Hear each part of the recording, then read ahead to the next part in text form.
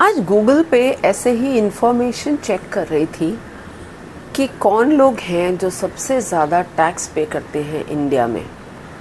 तो कुछ फैक्ट्स जो हमें पता भी हैं कंपनीज़ में, जैसे रिलायंस कंपनी हो गई, टाटा ग्रुप हो गया, PSUs हो गई, HDFC बैंक, ये सब जो हैं कंपनीज़ में पे करते हैं ज़्यादा टैक्स। और जो इंडिविजुअल्स हैं उनमें 2023 में Mahendra Singh Dhoni on top and 2022 में थे हमारे अक्षय कुमार। तो चलो ये डेटा तो आप लोग गूगल से ले सकते हैं, ये तो कोई बड़ी चीज़ नहीं है। लेकिन मेरा एक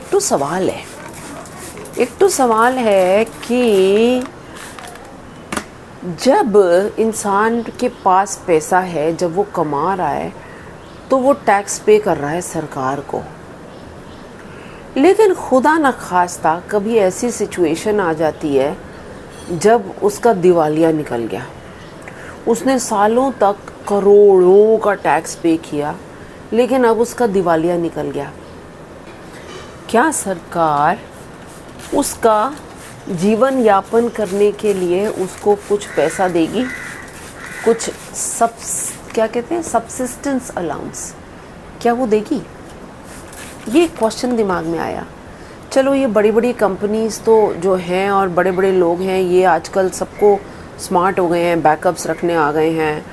फिल्म स्टार जो है वो अपना कुछ ना कुछ रेस्टोरेंट खोल लेगा या साइड बिजनेस खोल लेगा, IPL टीम्स खरीद लेगा।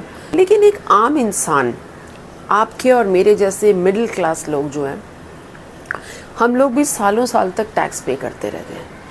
हाँ, क्या सरकार कभी किसी के ऊपर ऐसी कोई विपदा आती है जब वो उसकी इनकम का ज़रिया नहीं है? चलो यंग एग्जीक्यूटिव्स की बात करते हैं। यंग एग्जीक्यूटिव्स हैं जो MNCs में काम करते हैं। जब तक वो MNCs में काम करते हैं करोड़ों कमाते हैं। ये एक नोन में से किसी का किस्सा बता रही हूँ। MNC में गाड़ी ले ली, उसके लिए लोन ले लिया, फ्लैट खरीद लिया बहुत पॉश सा, उसके लिए लोन ले लिया, सब कुछ ले लिया और करोड़ों इनकम है। ठीक है, इंस्टॉलमेंट्स कट रही हैं।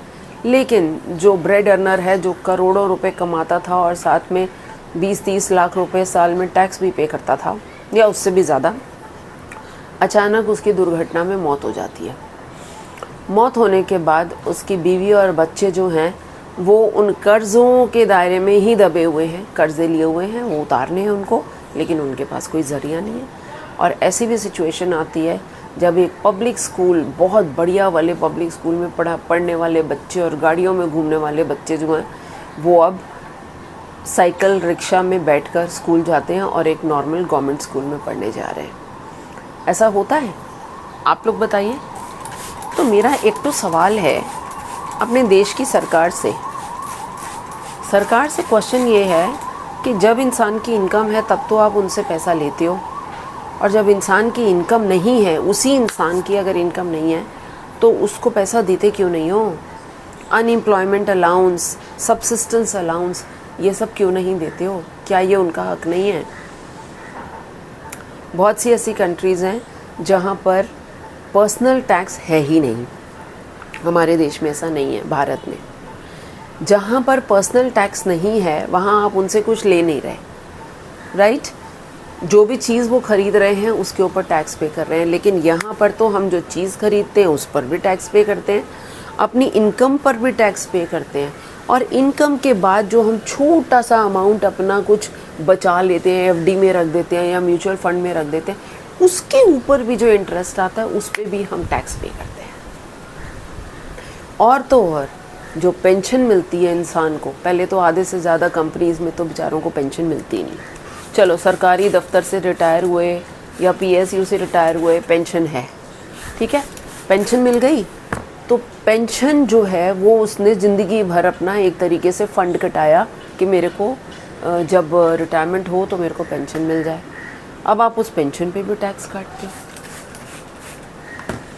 तो क्या वीडियो ही देखते रहोगे या वीडियो को फॉरवर्ड भी करोगे? जब आप ज़्यादा से ज़्यादा लोगों तक फॉरवर्ड करोगे तभी तो देश की सरकार के पास हमारी गुहार जाएगी। ये गाड़ी तो चल रही है एक तरफा। चलो फॉरवर्ड करो।